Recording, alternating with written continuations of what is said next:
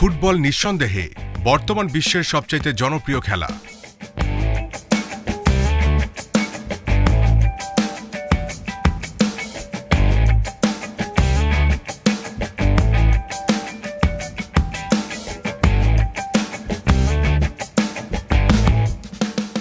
কাদামাটি কিংবা মরুভূমির বালু, ঝড় বৃষ্টি কিংবা প্রখর রোদ, কোনো কিছুই এই ফুটবল খেলাকে রুখতে পারেনি। শরীর চর্চার ক্ষেত্রে সবচাইতে আদর্শ স্পোর্টস বলা হয় ফুটবলকে। আর এই ফুটবল খেলা কোত্থেকে এলো, কিভাবেই বা এর গোড়াপত্তন হলো তা কি আমরা জানি? সিটিভির বল ও ফুটবল সিরিজে আজ আমরা আলাপ করব কিভাবে আবিষ্কৃত হয়েছে এই ফুটবল খেলা। বিশ্বের সুপ্রাচীন যে কটা খেলা ছিল তার মধ্যে কুস্তি, ঘোড়দৌড় এবং ফুটবল অন্যতম।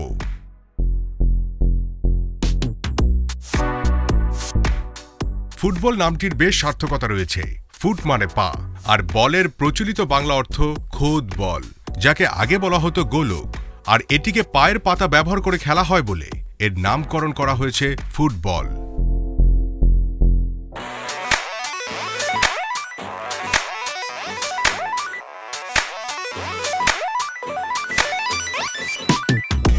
যেখানে সারা বিশ্বে এই খেলাকে আমরা ফুটবল বলি, অন্যদিকে আমেরিকান, কানাডিয়ান এবং অস্ট্রেলিয়ানরা এটিকে সকার বলে থাকেন।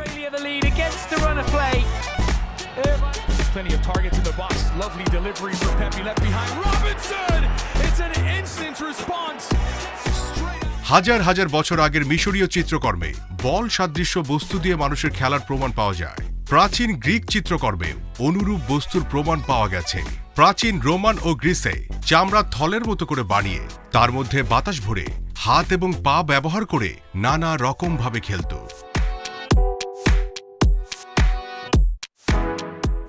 বর্তমানে যে ফুটবল আমরা খেলছি তার সাথে প্রাচীন চীনের খেলা কুজু বা কিকিং বলের মিল পাওয়া যায়, যা হ্যান সাম্রাজ্যের সময়কালে অর্থাৎ আজ থেকে 2200 থেকে 2300 বছর আগে খেলা হতো।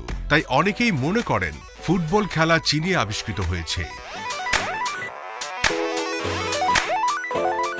বাস্তব কথা হচ্ছে, ফুটবল খেলার উৎপত্তি নিয়ে নানা মতভেদ থাকলেও এই খেলা নানা পরিবর্তন ও বিবর্তনের মধ্য দিয়ে বর্তমান রূপ লাভ করেছে।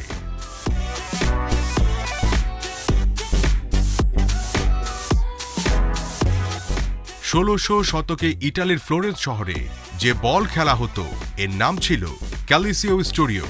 এই খেলায় সর্বোচ্চ 27 জন খেলোয়াড় এবং 5 জন গোলরক্ষক ছিল। পরবর্তীতে 1848 খ্রিস্টাব্দে ইংল্যান্ডের ক্যামব্রিজে আগের সব নিয়ম কানুন বাদ দিয়ে নতুন আইন কানুন বানানো হয়, কিন্তু তখনও খেলোয়াড় সংখ্যা নির্ধারিত হয়নি। এর ঠিক 22 বছর পর ওই একই স্থান ক্যামব্রিজে 1870 খ্রিস্টাব্দে গোলরক্ষক সহ 11 জন খেলোয়াড় নির্ধারণ করা হয়।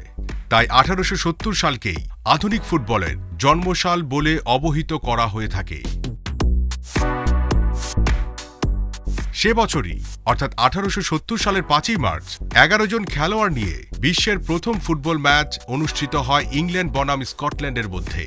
এর ঠিক 2 বছর পর পুনরায় ওই একই বছর ওই একই দলের মধ্যে প্রথম আন্তর্জাতিক ম্যাচ অনুষ্ঠিত হয়, এবং মজার বিষয় হচ্ছে সেই ম্যাচটি ছিল একেবারেই গোল শূন্য ড্র। তারপর থেকেই চলতে থাকে খেলার নিয়মের নানা সংস্কার। যেমন 1875 সালে গোল খুঁটির উপর বার বা আড়া ব্যবহার করা শুরু হয়।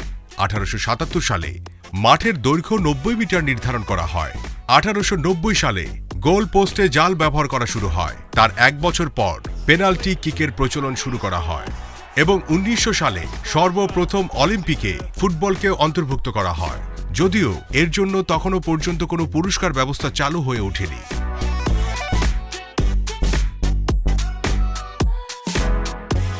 ধীরে ধীরে দেশে দেশে ফুটবলের প্রতি মানুষের আকৃষ্ট ও আগ্রহের মাত্রা বাড়তে শুরু করে, আর তাই 1904 সালের 21শে মে ফুটবল খেলার বিকাশের লক্ষ্যে গঠন করা হয় ফিফা, মানে আন্তর্জাতিক ফুটবল ফেডারেশন।